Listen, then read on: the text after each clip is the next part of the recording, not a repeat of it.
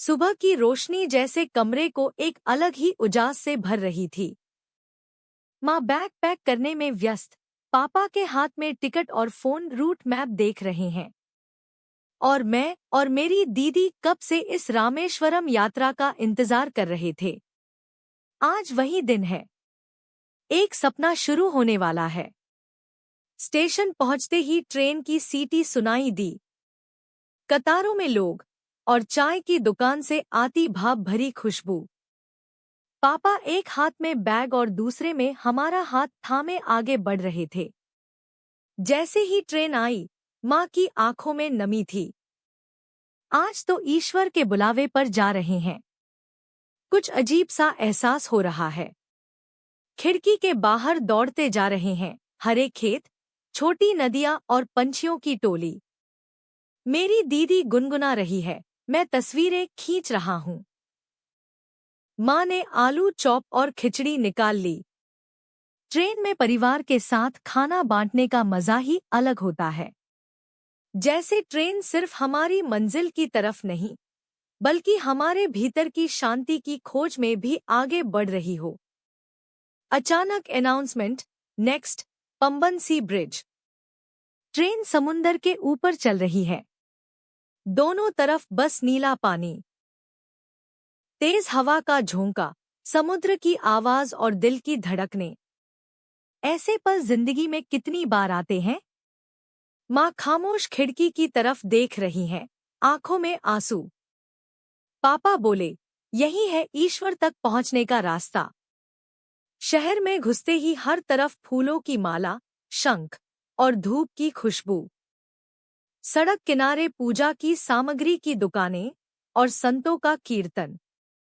एक पवित्रता का अनुभव, जैसे पूरा शहर मंदिर बन गया हो। हम धीरे धीरे मंदिर की ओर बढ़ रहे हैं, हर कदम में भक्ति का एहसास। दूर से ही भव्य रामेश्वरम मंदिर दिखाई दे रहा है। उसका गौरवशाली गोपुरम सूरज की रोशनी में चमक रहा है। प्रवेश द्वार पर आकर सब चुप हो गए। सिर्फ घंटियों की आवाज और मंत्रोच्चार सुनाई दे रही थी। जूते उतारकर हम उस पवित्र परिसर में प्रवेश कर गए। पापा ने दीपक जलाया, माँ हाथ जोड़कर प्रार्थना में लीन थी।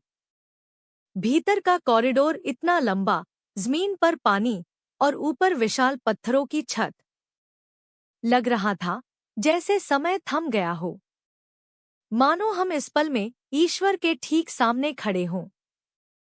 मेरी दीदी शांत हो गई थी और मैं कुछ देर के लिए सांस लेना भूल गया था। वो गंभीर प्रार्थना की ध्वनि मन को पूरी तरह भर दे रही थी। पुजारी अग्नि पूजा कर रहे थे, धुआं लहराता हुआ उठ रहा था। माथे पर चंदन की ठंडी छुअन एक शांति सी।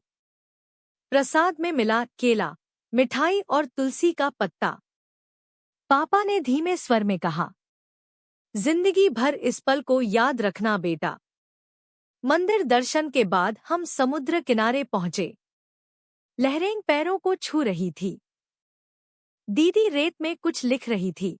मैं पापा के कंधे पर सिर रखकर बैठा था। पीछे सूरज ढल रहा था। उसकी रोशनी समुंदर के पानी पर पड़ रही थी। जैसे शांति हमारे पूरे शरीर में समा गई हो। लौटने का समय आ गया था। ट्रेन की सीट पर बैठकर हम सभी बाहर की ओर देख रहे थे। लेकिन ऐसा लग रहा था कि हम कुछ पीछे छोड़ रहे हैं। थोड़ा सा ईश्वर, थोड़ा सा सुकून और थोड़ा सा खुद को। माँ बोली, ऐसी जगहें बार बार बुलाती हैं, फिर आना होगा। ये सफर सिर्फ एक यात्रा नहीं थी, ये आत्मा की ओर एक रास्ता था। परिव